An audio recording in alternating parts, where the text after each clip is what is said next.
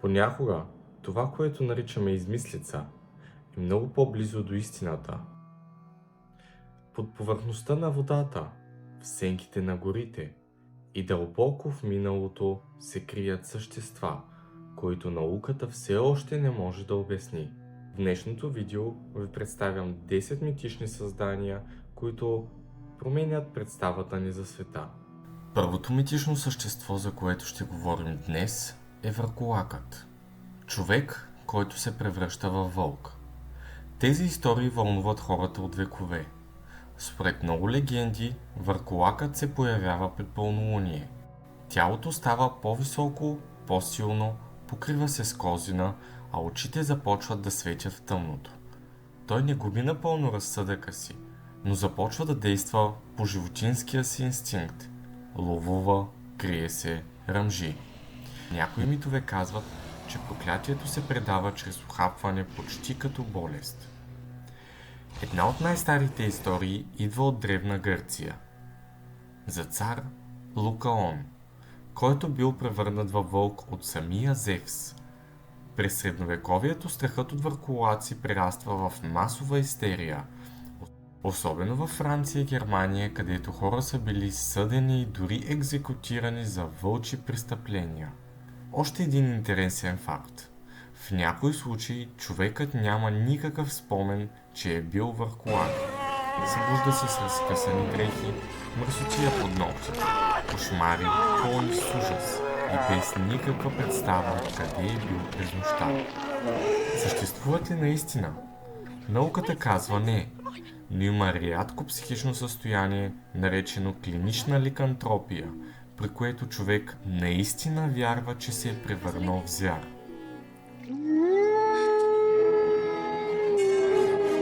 Следващото същество в нашата класация е циклопът. Това е едно гигант, от когото хората се страхуват заради грубата му сила и пронизващия му поглед. Всъщност циклопът е един от най-емблематичните фигури в гръцката митология. Но какво, ако всъщност произходът му не е напълно измислен? Циклопите се описват като човекоподобни гиганти с едно око в средата на челото. В гръцките легенди те се появяват за първи път в Одисея на Омир, където Одисей среща Полифем, див пещерен обитател, който яде хора. Някои истории казват, че циклопите били деца на Гея и Уран, изкусни ковачи, които изковали мълниите на Зевс. Но всъщност науката предлага друга теория. Археолозите смятат, че митът може да е възникнат от фосилизирани черепи на джуджета слонове, открити по средиземноморските острови. Тези черепи имат голяма централна кухина около носния проход на хобота. За древните хора, които не познавали слоновете, това можело да изглежда като огромна очна кухина. Легендите за циклопите са особено свързани с острови като Крит, Сицилия и Малта, точно местата, където са намирани такива фосили. Съществуват ли наистина циклопи? Технически не. Но ако древните хора са объркали черепите на джуджетата слонове с останки на еднооки гиганти, значи може би са видели нещо реално. Просто не това, което са си мислили, че е. Следващото същество е Васуки индикус. Това всъщност е рядка смесица между древен мит и модерна наука. Всъщност от една страна, Васуки е легендарна змия от индийската митология. Толкова огромна, че била използвана като въже във великата битка между боговете и демоните. От друга страна, това име вече се свързва и с реално праисторическо морско чудовище, открито съвсем наскоро. През 2023 година учени в Индия откриват фосилни останки от морско влечуго с дължина около 12 метра. То приличало на гигантска змия с силни челюсти и дълго обтегаемо тяло.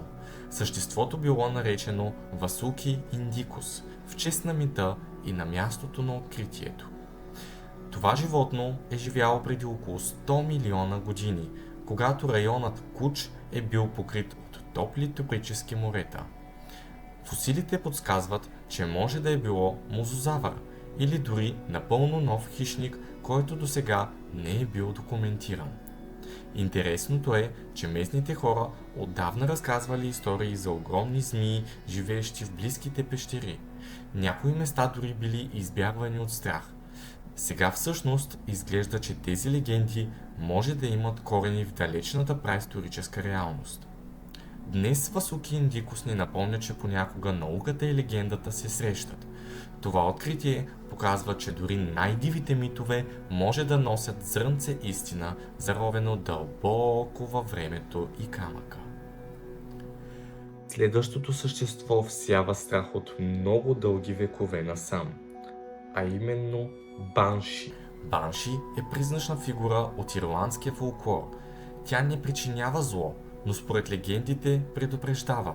Казва се, че нейният плач се чува само от онези, които скоро може да преживеят загуба. Банши се описва по различни начини. Понякога е млада жена с сребриста коса, друг път стара фигура в сиво на метал. Обикновено се появява през нощта, близо до дом, където може да се случи нещо лошо. Гласът ти е висок, далечен и студен, като вятър, който носи послание за беда. Всъщност хората вярвали, че всяко старо ирландско семейство има своя банши, която предупреждава за възможно нещастие.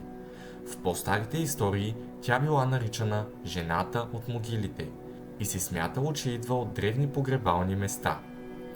Историите за банши са най-разпространени в селските части на Ирландия и Шотландия. Дори днес някои селяни говорят за странни писъци, чути през нощта. Банши е повече от обикновен фолклор. Тя се е превърнала в символ на тревожност, страх и усещане, че нещо лошо предстои. Образът ти се появява във филми на ужасите, книги и игри. Не винаги като буквално същество, а всъщност като метафора. Съществува ли обаче наистина банши? Науката не го подкрепя. Но ако някога си чувал зловещ звук през нощта, който е накарвал сърцето ти да подскочи, можеш да разбереш защо тази легенда още е жива. И ето, че стигнахме до най-мистериозното същество, което се намира в Северна Америка. Това всъщност е катборозавърът. Катбозавърът всъщност в продължение на десетилетия се появява в разкази на рибари, моряци и дори военни. За първи път е съобщено за него край бреговете на Британска Колумбия, а наблюденията продължават и до днес. Според свидетели, катбозавърът е дълго същество, подобно на змия, с тяло като на змийорка, изпъкнали перки и глава, която наподобява конска. Оценките за размерите му вървят от 5 до 15 метра. Някои твърдят, че се движи на вълни, подобно на морската змия. Това, което го прави днес наистина интересен, е периодът и местата на наблюденията. Всъщност от началото на 1900 година до днес, някои твърдят, че дори са намирани останки от съществото, макар че нито една снимка не е научно потвърдена. Има няколко размазани видеа от рибарски лодки, на които се вижда нещо змиевидно, извиващо се на повърхността, но дали е това? Най-често се съобщава за наблюдения около заливите и проливите край остров Ванкувър. Експедиции все още ходят там с надеждата да открият нови доказателства за съществото. През далечната 1937 година в стомаха на мъртъв кит уж били открити останки на същество, приличащо на катбозавър. Съществува ли всъщност катбозавърът? Никой експерт не го е потвърдил, но и никой не го е опровергал. И ето сега ще говорим за едно много търсено в интернет същество, а именно Мотман. Мотман всъщност се превръща в легенда в Съединените щати след вълна от мистериозни наблюдения в края на 60-те години. Свидетели го описват като огромна крилата сянка със светещи червени очи и човекоподобна форма. Казват, че Мотман е висок около 180-210 см, с крила с размах до 3 метра. Формата му приличала на смесица между човек и гигантски молец. Няма пера или козина, а само гладка тъмна кожа. Светещи червени очи, които често са описвани като най-ужасяващата му черта. Първата голяма вълна от наблюдения е в Западна Вирджиния през 1966 година, където свидетели твърдят, че Мотман е преследвал коли, издигал се вертикално във въздуха и е кръжал над мостове. Година по-късно мостът Силвър Бридж се срутва и много хора всъщност свързват трагедията с съществото. Днес Пойнт Плезънт се смята за дома на Мотман. В града дори има негова статуя, а всяка година се провежда фестивал в негова чест. Интересен факт е, че някои вярват, че Мотман всъщност не е същество, а предвестник на бедствия. Хората твърдят, че са го виждали преди експлозии и катастрофи. Съществува ли всъщност Мотман? Тук няма научни доказателства, но легендата е пуснала дълбоки корени в американската култура. Може би всъщност е някаква масова истерия, а може би е нещо, което просто още не разбираме. И ето най-страшното същество в днешното видео, а именно мозозавърът. Мозозавърът е гигантски морски хищник, който е можел да достигне до 17 метра. Тялото му приличало на най-ужасяващата смесица между змия, крокодил и гущер. Имал огромна глава, конусовидни зъби и дълга опашка, която му помагала да се движи бързо във водата. Наблюдения на морски чудовища, подобни на мозозавър, са докладвани по целия свят от Нова Зеландия до Северния Атлантик. Свидетели описват дълги тела с перки, агресивно поведение и странни звуци, идващи от дълбините. Често тези същества изглеждат твърде големи, за да бъдат обикновени китове или акули. Някои теоретици всъщност свързват тези наблюдения с живи фосили. Те казват, ако мегалодон може да се крие в дълбокия океан, защо не и мезозавър? Учени смятат това за много малко вероятно, но всъщност това не е нещо, което може напълно да бъде изключено. Над 80% от океанското дъно все пак не е изследвано. Съществуват ли всъщност мозозаврите? Да, те били реални праисторически морски влечуги, изчезнали преди милиони години. Но ако техен наследник все още се крие в дълбините, това всъщност би обяснило много повече неща, отколкото си мислим. Следващото същество в списъка е Баргест. Баргестът е тъмно призрачно куче от легендите на Северна Англия. Най-често се свързва с Йоркшир и Нортъмбърланд. Описва се като огромна черна хрътка с светещи червени очи и димяща, развяваща се козина. Височината му при раменете може да достигне почти метър и половина, а дължината на тялото му на цели 2 метра. Появява се безшумно и изчезва за миг.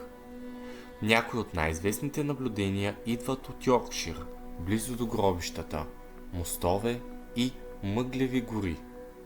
Свидетели описват тежки стъпки, дълбоко ръмжене и внезапен леден студ. Някои истории други го описват как влачи призрачни вериги или я обвидва в тъмна мъгла. В редки версии Баргестът има крила или раздвоена опашка, което добавя още по-свръхестествен вид към историята му. В съвременната култура обаче Баргестът е вдъхновил герои в видеоигри, романи и хорър истории. Някои го тълкуват като символ на страх, скръб или изолация. Тук въпросът е, съществува ли Баргестът? Отговорът е не. Това е чисто фолклорна фигура без научно достоверни доказателства. Но всъщност факта, че плаши хората от векове, показва колко силни могат да бъдат легендите. И ето, че стигаме до същество, което произлиза още от Стария Завет, а именно Левиатанът. И тук, който е гледал Supernatural и е го огромен фен, ще знае за какво говоря аз. Левиатанът. Това всъщност е гигантско морско чудовище, за което се казва, че достига над 90 метра дължина. Тялото му е покрито с дебели люспи, които никое оръжие не може да пробие. То диша пара или огън, увива се около кораби и ги повлича към дълбините. Левиатанът се споменава за първи път в Стария Завет, където символизира хаос и неудържима сила. Други източници пък го описват като дракон, морска змия или дори сатанинска сила. В някои митове Левиатанът не е просто същество, То е самото въплъщение на бездната. Смята се, че живее в най-дълбоките части на океана, далеч отвъд човешкия досег. Много култури имат същества подобни на Левиатан.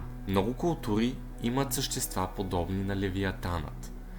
Йормунгант в скандинавската митология, Тиамат в шумерските легенди. Всъщност, през средновековието Левиатан често се появявал в религиозни текстове като демон, който поглъща грешниците. Образът му се използва, за да плаши хората и да ги кара да се разкаиват. Понякога всъщност бил изобразяван с 7 глави, символична препратка към многото лица на злото. През последните десетилетия Левиатанът се превърна в символ в филми на ужасите и видеоигри. Дори съвременните теории за дълбоководни чудовища често сравняват непознатите океански гиганти с този легендарен звяр. Съществувал ли е Левиатанът? Най-вероятно може би не, но легендата му продължава да живее. Ужасяваща, вдъхновяваща и всъщност безкрайно любопитна. Следващото същество в нашия клип е нарвалът. Нарвалът е забележителен морски бозайник, обвит в митове и легенди. Често го наричат еднорога на морето. Това име идва от дългия му спираловиден зъб, който може да достигне до 3 метра и прилича на магически рог. Нарвалите живеят в студените арктически води край Канада и Гренландия, достигат до около 5 метра дължина и тежат около 1400 кг. Мъжките развиват емблематичния рог, който всъщност е удължен ляв кучешки зъб. Учените все още спорят за предназначението му. Може да се използва за усещане на промените във водата, за показване на доминация или дори за ехолокация. Интересното е, че през средновековието нарвалите били смятани за митични същества. Техните зъби се продавали като истински рога от еднорог за огромни суми, често по-ценни дори от златото. Тези рога украсявали кралски корони и се пазили като свещени съкровища. Днес нарвалите са защитени, но климатичните промени и индустриалната дейност застрашават местообитанията им. Те остават едни от най-загадъчните обитатели на Арктическия океан. Съществуват ли нарвалите? Да, абсолютно. Те са реални животни, но заради вековете, митовете и мистерията все още изглеждат като нещо излязло от легенда. И няма как да не завърша днешния клип с нещо от славянската митология, а именно Баба Яга. Понякога най-страшните същества не са измислица, а стари истории, които хората никога не са забравили. Дълбоко в славянските гори има едно име, което всички знаят. Това е Баба Яга. You're Baba Yaga the witch. You eat children. So will you. I have seen it. Тя не е просто вещица, тя е нещо много по-опасно. Стара жена с железни зъби, дълъг нос и костен крак. Живее сама в гората, в къща, която стои върху кокоши крака и се движи сама. Да, точно така, къща, която ходи. Около нея има ограда от човешки черепи, а ако се приближиш, тя вече знае, че си там. Но най-странното, Баба Яга не лети на метла. Тя лети в дървен хаван, управлява го с чукало и заличава следите си с метла, за да не може никой да я намери. И тук всъщност става още по-интересно. Тя не е просто зла. Понякога отвлича и яде хора, понякога ти дава шанс да оцелееш, а понякога точно тя е тази, която ще те спаси. Всичко зависи от теб.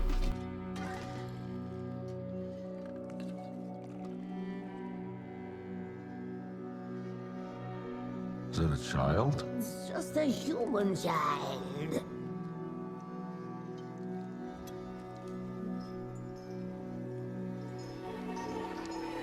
Ако си слаб, край. Ако си умен, тя ти помага. Всъщност за това много хора вярват, че Баба Яга не е просто чудовище. Тя е самото изпитание. Страхът от непознатото, гората, тъмнината. Моментът, в който или се пречупваш, или ставаш още по-силен. Съществува ли всъщност Баба Яга? Науката казва не, но като идея всъщност Баба Яга е по-реална от много други чудовища. Ако видеото ти е харесало, не забравяй да ме последваш тук. Удари един лайк, ако те побиха тръпки.